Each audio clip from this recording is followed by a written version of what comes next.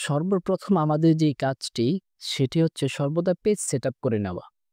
আমরা সর্বদা A4 size পেপারে লিখে থাকি। লিখে কিছু একটা লিখার চেষ্টা করব। যেমন আমরা লিখলাম আসসালামু আলাইকুম। এখন এই টেক্সটটি আমরা বড় করব কিভাবে? বড় করার কয়েকটি পদ্ধতি রয়েছে। ছোট বড় করলাম, তার পাশেই এ ২ টা এ রয়েছে। একটা হচ্ছে বড় হাতের, আরেকটা হলো একটু ছোট দেখায়। আমরা যদি বড়টা টিপ দেই তাহলে এটা বড় হতে থাকবে। আর যদি ছোট টিপ দেই তাহলে এটা ছোট হতে থাকবে। বিভিন্ন কালারের ফন্টে আমি দিতে পারবো। লাল, নীল। আমি একটু বোঝার সুবিধার্থে লাল দিয়ে দিচ্ছি।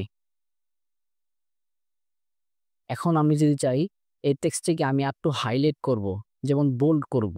আমি এটি সিলেক্ট করব এবং এই যে ফন্ট অপশনে গিয়ে এই যে বোল্ড করা, টেক্সট একটু বাঁকা করা, টেক্সটের নিচে লাইন দেওয়া, আমরা সবই আজকে দেখতে পারলাম।